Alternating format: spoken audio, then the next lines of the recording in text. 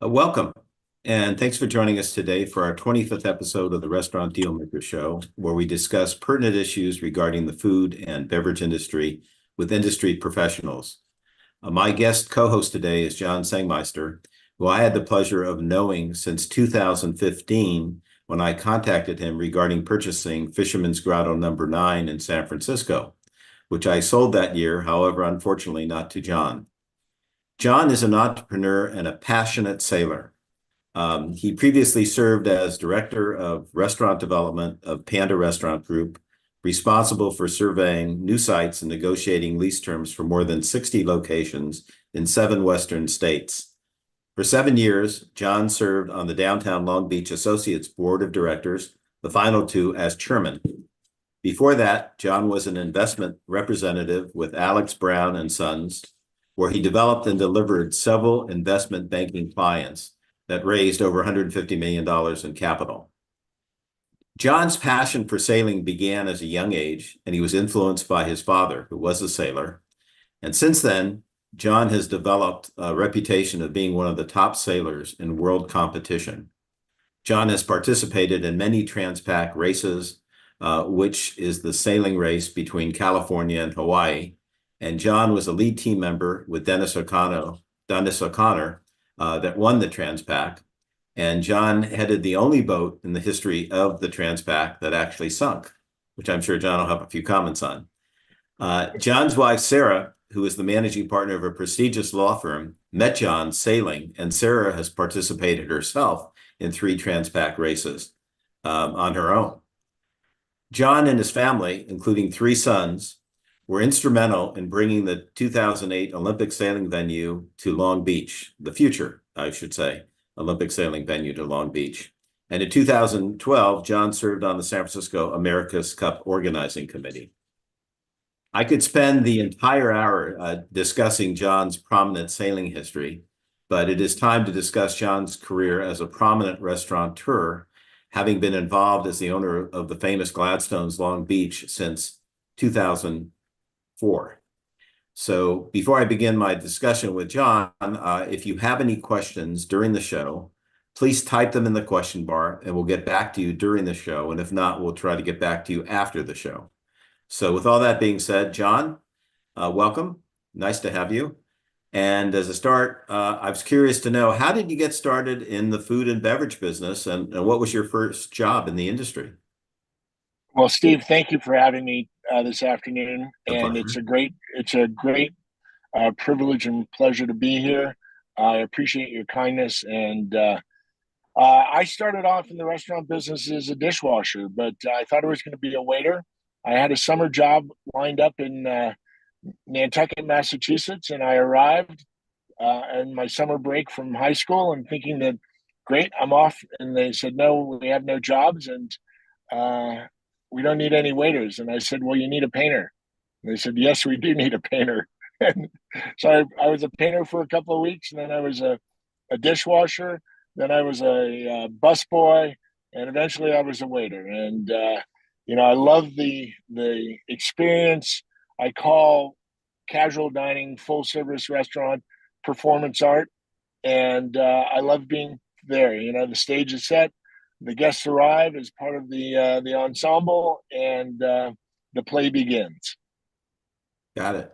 It's really interesting that you brought the painting thing up, because in my years, when I started as a dishwasher as well in a family business at 15, and then I was working sort of cooking through high school part-time, on weekends and some part of the summer. But I also had a job working, we had these buffet restaurants, a chain of 4 buffet restaurants. And I remember very succinctly when I was 17 or 18, I was charged with painting the back of the house of one of the restaurants. So there's Yeah. a correlation there. And interesting enough, my father was in the paint business before he got into the restaurant business, but that's a whole story by itself.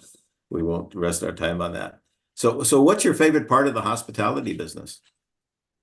Well, the best part about the restaurant business is the people, and the worst part about the restaurant business is the people. Um, Yeah. I'm really fortunate. I've been working with the same team, a good percentage of them since we opened. We have, I call them OGs, original Gladstones. Um, Scott Hewitt, our operating partner, has been with us since before we opened. We half of our kitchen staff is probably I know I have six from day one still, and it's fun to grow as a family with this group. We're getting set to begin construction for our new location in San Diego at Seaport Village, and I'm excited because Dick Schneider, who founded In-N-Out Burger, when asked why he opened his second restaurant, he said, "Well, I need to create an economic opportunity for my top people." And really, that's my goal for the next 10 years is to grow the Gladstone's brand and create economic opportunities for my team. Very nice. Very nice. Yeah, it's all about the people. There's no question about that. That's what makes the world tick. And Yep. especially the restaurant business. It's such a team event for sure. You have a tremendous, needless to say, sailing career. And how has that career been beneficial to your career as a successful restaurateur? I was fortunate to sail with Dennis Conner in the 87 and 92 America's Cups. I've sailed in 9.5 Transpac races. Half was one where we didn't quite make it to Hawaii, and the boat broke in the middle of the night, and she sank underneath us. And our dear friends Roy Disney on the Pieology crew sailed up to us and brought us home. I've participated in a series of what I call poor man Richard Branson stunts. We use sailing as a promotional tool for our brand. It's also it's surely a family passion of ours, but our boats sail as branded entities. They go as Team Gladstones, and we've generated enough interest either through victories or mishaps to help support promoting the restaurant as well. That's interesting. So what events have been the most challenging in both your restaurant? I'll start with the restaurant career first, and how have you dealt with those challenges? I thought that I was going to tell my grandkids that I survived the 2008 2009 Great Recession, and then COVID said, "Hold my beer." I remember in 2008 2009 as the financial struggles started to grow globally. I was bussing tables at the bar, and I heard two longshoremen talking about runs on Swiss banks, and that's where it really hit me that wow, this fear, this contagion is going to spread globally, and it was a very difficult time. It was a difficult time for a lot of our partners. We managed to get through it and grow. I think it was in the days and weeks leading up to the full closure in March, as we were being warned of this oncoming cloud of death that was approaching. I was in the restaurant a lot. Andrew and Peggy Churn always urged me to, when things are difficult or during holidays, be with your team, being in the store. And I was in the store all the time, and people were just breaking into sobbing fits. Everyone was scared. It was palpable. I tried to keep everyone calm, and those were difficult days. We were closed for 300 days in 2020, and we reopened in fits and starts, and we had further setbacks with additional closures. On May 31st, Long Beach was hit by riots that destroyed 175 businesses in 3 hours. Our restaurant was ground zero for those events, and it took us a long time to get back on our feet from that. Yeah, wow. Well, hopefully that will be the most terrific experience that you will have in your restaurant career for sure. So switching to your sailing career for a minute, what event or events have been most challenging in your sailing career? And how did you deal with those challenges? Well, we were racing in the start of the 2019 Transpac, and we were 36 hours into the race, and I'm happy to report that we were 13 miles ahead of our arch rival and worthy competitor, Pieology, Roy Disney's boat. And it was 2 a.m, as these events always happen at 2 a.m. And I was on deck, and I heard the loudest bang I've ever heard on a boat. And the helmsman said, "I've lost steering." And we were worried that we were going to have a crash jibe and lose the mast. And we managed to control the boat.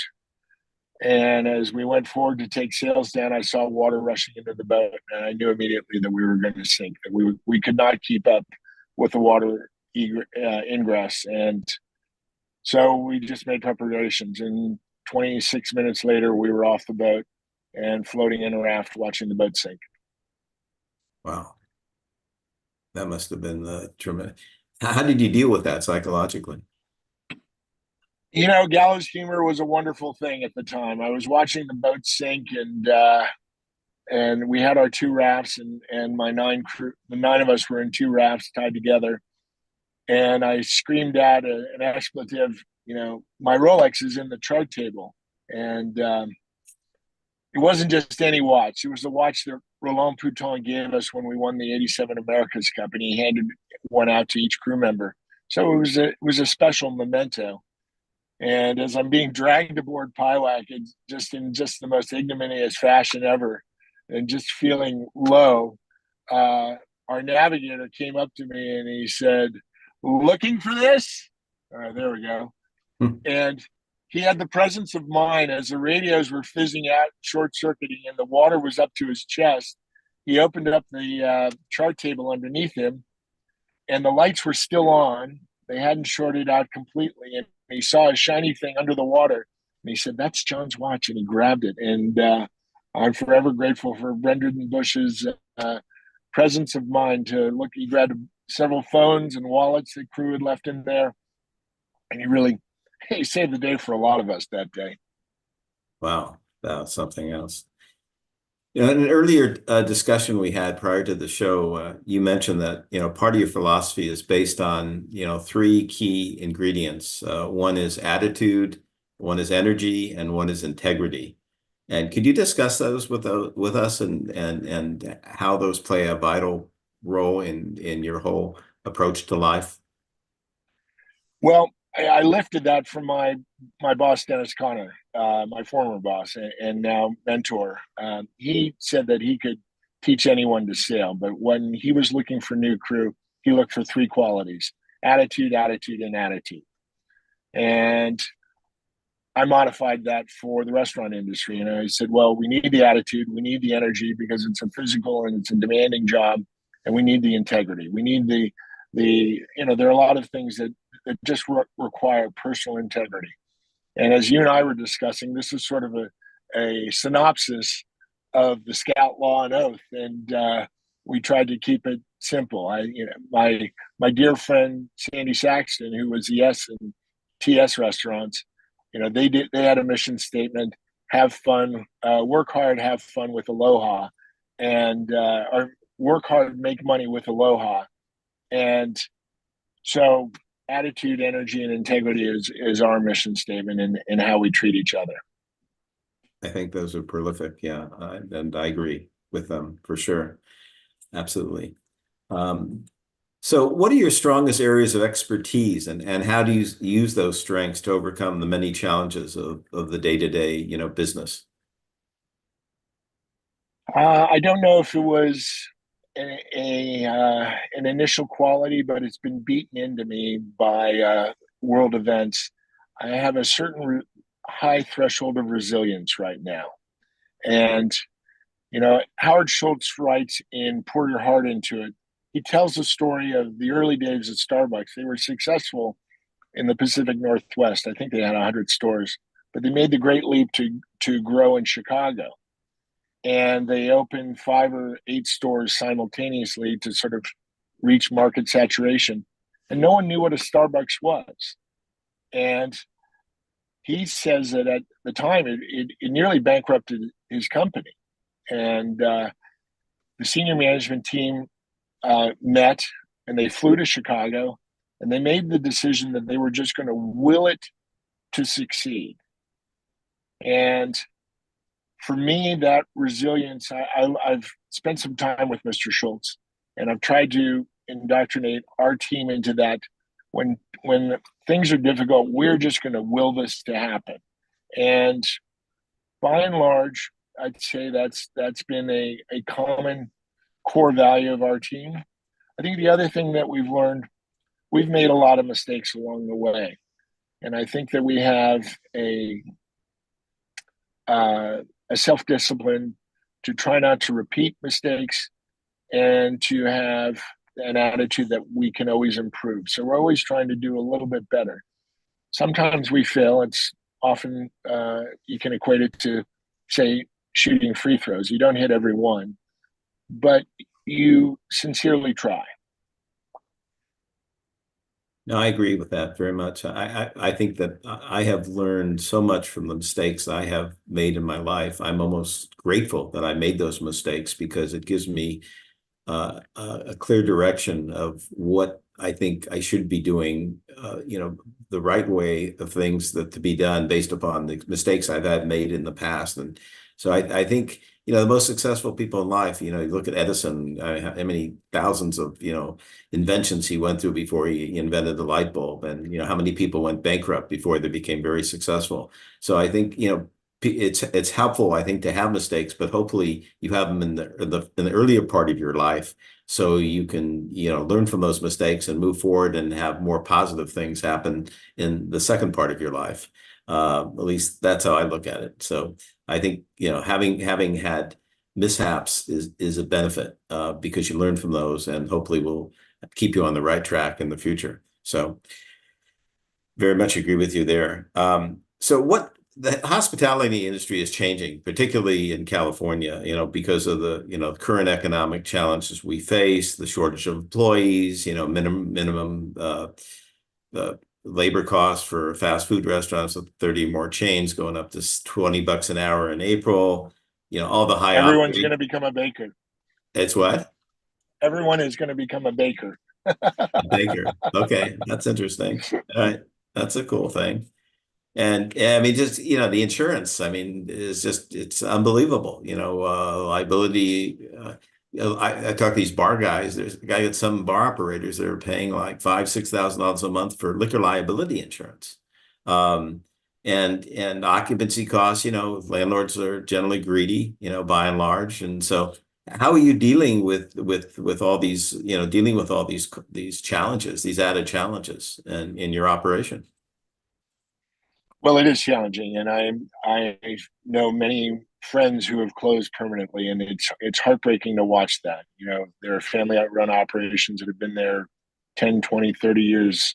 I listened to the story of Christy Vega last week at Casa Vega, and that Casa Vega has been there for 56 years, and their insurance was canceled because of vagrants destroying the perimeter of their restaurant on a regular basis. So California is extremely challenging and frustrating too, because I remember a time when it wasn't like this, and I don't understand why we're not all standing at the window like Alex. God, what was Alex's last name? And network saying we're mad as hell and can't and not going to take it anymore. I mean, my hometown has become somewhat lawless in Long Beach, and it's heartbreaking to watch. My wife grew up in Long Beach, and we've had significant criminal behavior in our city, and even as close to our residents. We had 2 murders within 2 weeks within 2 blocks Oh my God. in Belmont Shore, within a quarter of a mile of George Gascon's home. And Wow. just like, and it's I I remember in 1993, my college roommate's brother was murdered in the Shore, and Bill Shadden was a beautiful man, a beautiful young man. It was the first murder that had happened in Belmont Shore in 20 years, and the whole community came out in a vigil. And sadly, the events of 3 weeks ago, we just opened the operators where the events occurred, they opened up for business the next day, and I was like, wow, how have we come to this point? How did we come to accept this as a normal? So I'm hoping things will change. There's a big election in LA County that I hope we change our direction in in criminal justice, but I don't know. Yeah. Wow. Well, I think one of the, positive things is that, people, like to eat out. It's a form of obviously satisfying their hunger, a basic human need, as well as it's sort of an form of entertainment.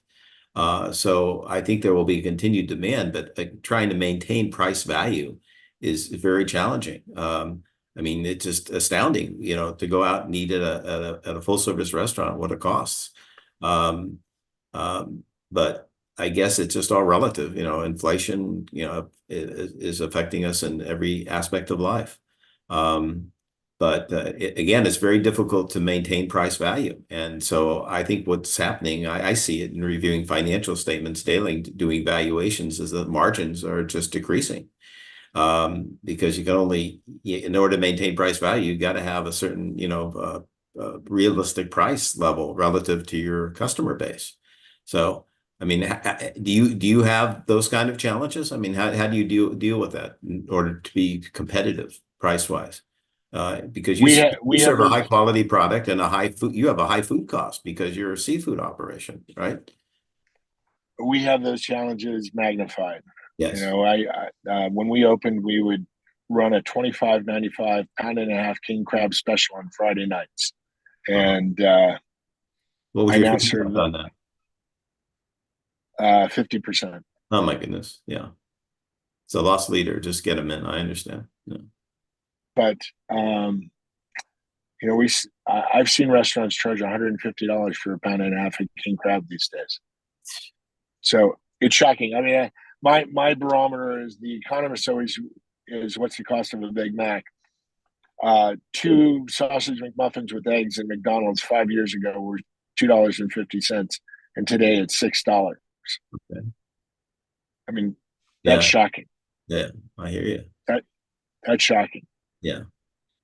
Yeah, it's tough. I mean, I assume that the regularity of people eating out has been somewhat reduced just because they only have so much, disposable income, right? They got to pay their mortgages and their kids' education and everything else in life. So that definitely is going to have a impact in terms of, I think, regularity of frequency in restaurants.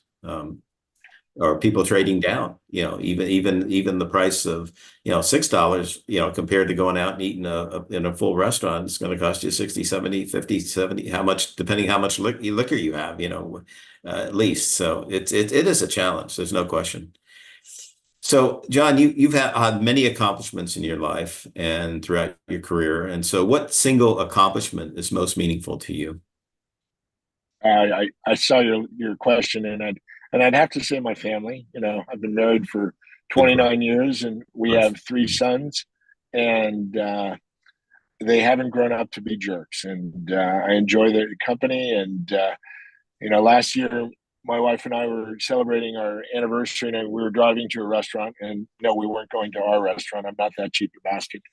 And I said, "So what do you want to do for the next 28?" And she said, "I want to build a bunch of restaurants, sell them to Darden, and travel." And I said, "Great. Am I in the picture?"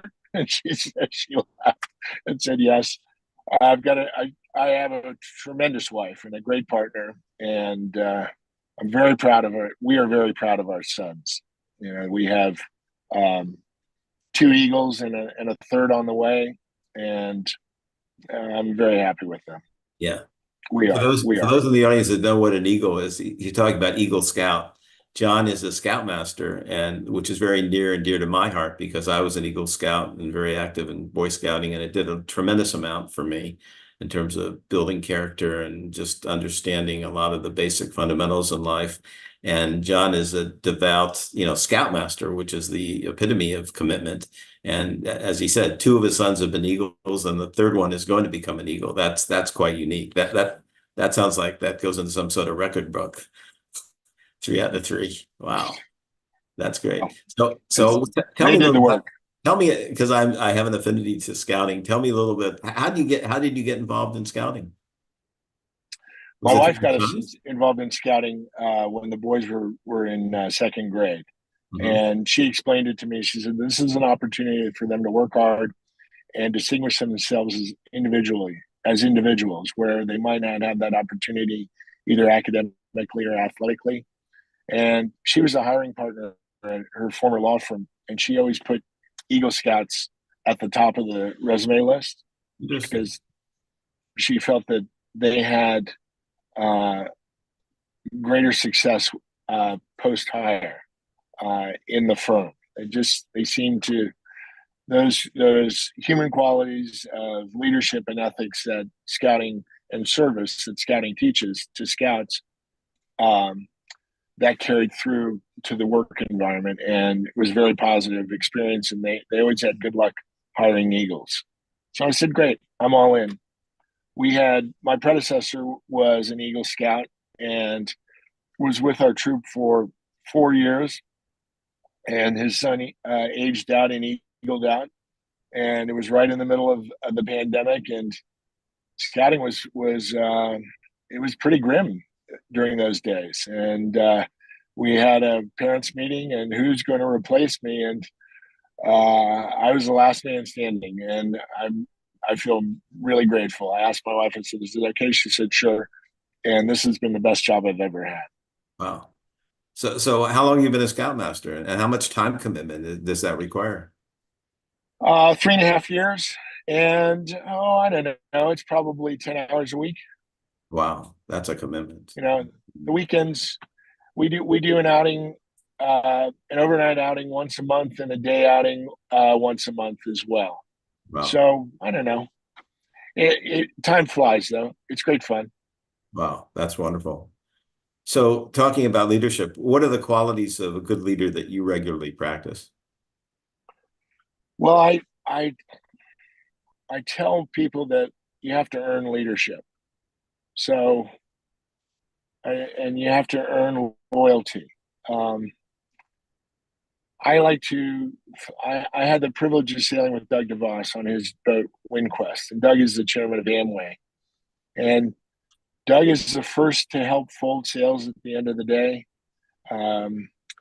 He was always up front. He was modest in his role on the boat, but he never missed an opportunity to do the tough job. And I try to set that example at our restaurant, and I'm fortunate to work with people that emulate those values. Dave Thomas, when he said, what does he look for when he's hiring? He said he hires MBAs, people with mop bucket attitudes. And when we're busy on a Mother's Day, and our team is on fire, and if we have an issue in the bathroom, I grab the mop. Sure. That's my job.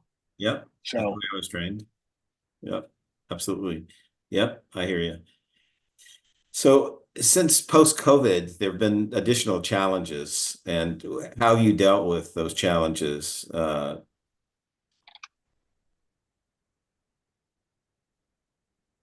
you still there? Yeah, I'm still there. Maybe I didn't complete my question. Oh, well. Just the environment of post-COVID. I mean, do you find that there's just many more challenges for you in terms of, keeping people and, having the demand for outdoor seating versus indoor seating, just the whole dynamics of what the COVID has created, or is that sort of just obliterated because people are just used to the post-COVID environment? Well, initially it was really difficult. Yes. When we finally reopened, for one, we were short-staffed. Probably only a third of our normal crew decided to come back to work. And then we had people that actually wanted to come into the restaurant, and we had limitations on seating and how we could treat the guest and how we interacted. And you'd have to take your mask down to take a bite and put your mask back up, and all of those. And some guests were naturally inclined to do that, and others were defiant. And the guest that was naturally inclined would start to raise a ruckus about those who weren't, and we'd have feuds within the dining room. Outdoor dining was our savior, We have a beautiful venue on the Rainbow Harbor, and our patio was allowed to expand. Long Beach was pretty aggressive about allowing uh, the restaurants to expand their outdoor dining experience, um, and that really helped us as we design our new restaurant in San Diego. You know, all of the glazing in the restaurant, and I think there's close to 130 linear feet of waterfront frontage of glass. All of that will be functional uh, windows, bifold doors that will open vertically and create an awning structure as well. And so we'll have an indoor outdoor feel all the way to the kitchen. I mean, the kitchen will be enclosed, but the bar will be one breezeway, if you will. Wow, that sounds like a very challenging project. So with all the tremendous seafood restaurants that are, proliferate the San Diego area, how is Gladstone's going to differentiate itself and be the cutting edge, seafood operator in that market?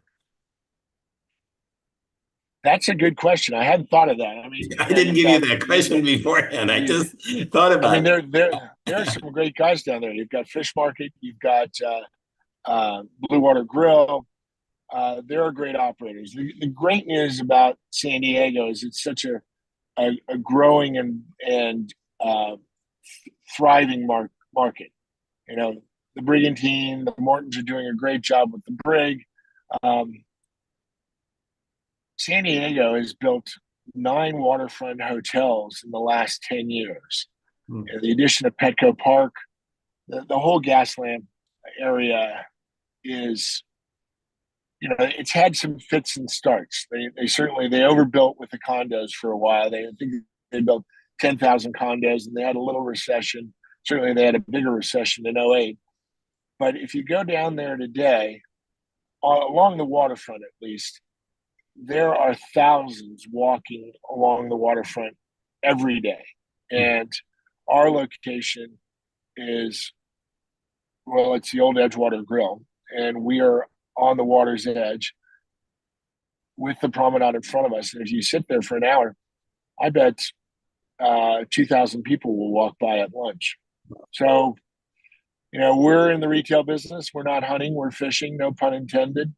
And hopefully we have a competitive fare and a nice view and a good value that people will stop in and say, let's have lunch here, let's have dinner here. Yeah, well, I'm sure you'll be very successful there. You're going to be using your Gladstone's name, right? Obviously. Yes, this is Gladstone, San Diego. Yeah, that's cool. Yeah, I'm sure you'll get a big warm response there. And wish you lots of good luck there. Hope you're very successful. Thank you. Thank you. So technology has definitely had an impact on the hospitality industry. And what technology have you adopted in your business and how has it impacted operations?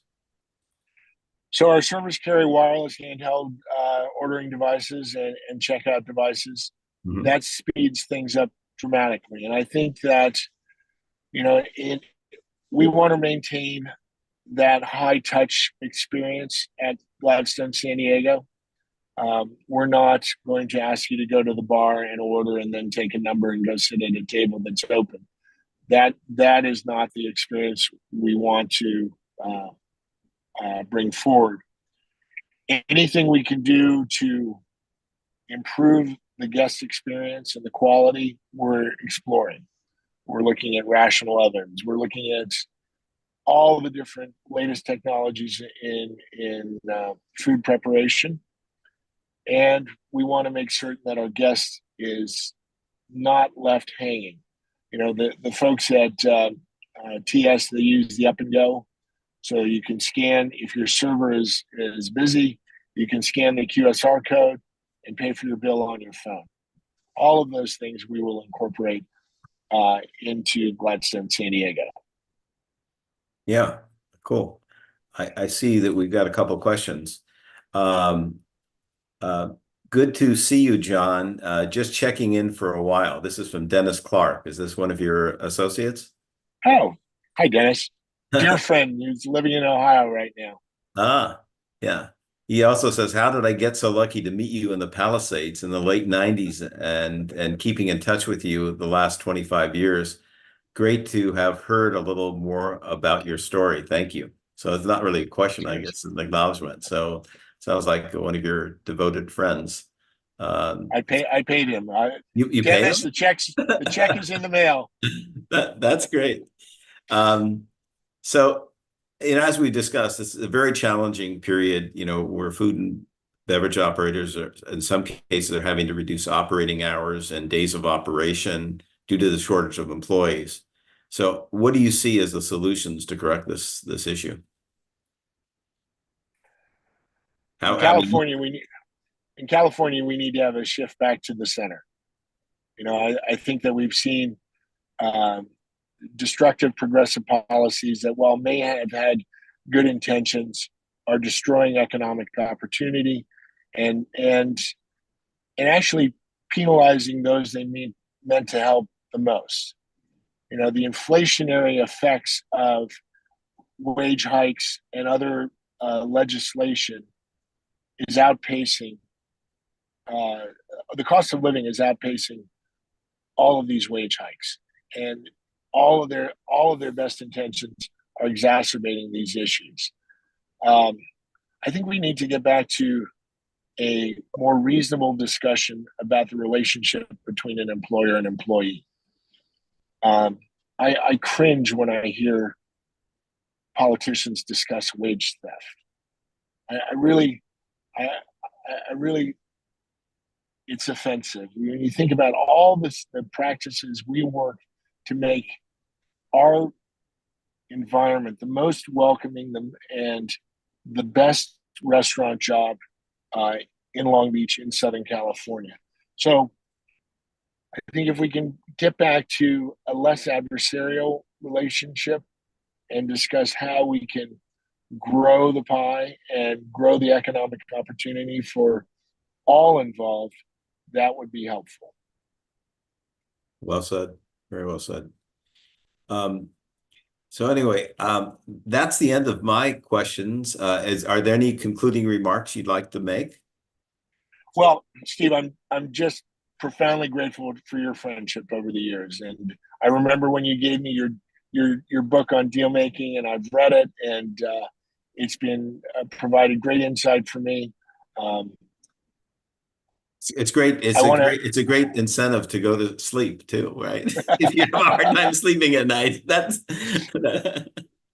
anyway. John, go ahead. I'm sorry. I was going to offer to any budding entrepreneur, get started now. Jump into the deep end of the pool. You'd be surprised how few are in there, and you'll make mistakes, and you'll have some setbacks.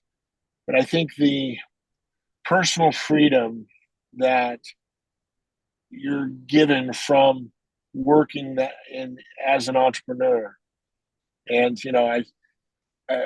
there's the old joke about I wanted to work because I only wanted to work half days. Which 12 hours a day did you want to work? It hasn't always been easy. In fact, it's never been easy, but it's been wonderfully rewarding. And I think of I'm very proud of a statistic I once wrote. I think we've generated nearly $60 million in compensation for our employees over the last 20 years. And I'm really proud of that. I'm really, really proud of that. That's very nice. So I wish anyone who's going down this path the best of luck, and keep your spirits up and remain resilient. Well said. John, I want to acknowledge you for the leadership contributions you have made to the sailing world and to the restaurant industry, and the commitments you have made to this world as a scoutmaster, an active lay leader in the city of Long Beach, and the many other worthwhile organizations you have been involved with throughout your years. And I want to thank you very much for this informative discussion today. If people want to get in touch with you, John, what is the best way to do that? John, JOHN, at Gladstone's with an S, longbeach.com. Okay. I certainly won't forget that email address. I'd like to mention our future Dealmaker shows coming up. April 24th, we have Steve Mayer, who's the managing partner of SD Mayer and Associates, which is one of the largest hospitality accounting and consulting practices in the area. And he actually serves as interim CEOs of various restaurant companies that are in trouble or there are disputes among owners, whatever. And I've had the pleasure of working with Steve on some workouts in those kind of situations. In May, Heidi Kraling, who's a chef owner of the famous award-winning Ensalada Mediterranean restaurant in San Anselmo, and she's been in business for nearly 30 years, and she spends a lot of time doing good things for society, just like John has. She makes a lot of contributions to some really worthwhile nonprofit organizations. June 27th, Donna Solomon, who's a former client, actually sold her the restaurant, and then she converted it into Cucina, which is in San Anselmo. It's one of the top Italian restaurants, and she's a very progressive, successful operator, has a lot of passion for what she does. July 25th, we have a gentleman, his name is Ike Shaheda. He's the founder of Ike's Sandwiches, very interesting fellow, Wow. very young. He has over 100 restaurants in most of them in California, but he has also restaurants in Arizona, Colorado, Nevada, Texas, and Utah. And in August, we have Vivian Borges. She is a client. We just sold her business, which is Paris Bakery in Monterey. And they also have a wholesale operation in Seaside. She's a very strong lady, French lady that made this operation with her family very successful and decided at this point in their life they wanted to do other things. So we wish her well. So that's our upcoming lineup. We want to thank you all for joining us today. And if you want to get in touch with me, I can be reached at steve@restaurantrealty.com, or I can be reached at 888-995-9701. So John, again, thank you very much. Enjoyed your comments and your sincerity and your whole demeanor. I mean, you're just a lovely person. What can I say? Thank you. Fight on. So anyway, everyone take care of yourself, take care of others, and stay well. And thanks for joining us today. Thank you, John.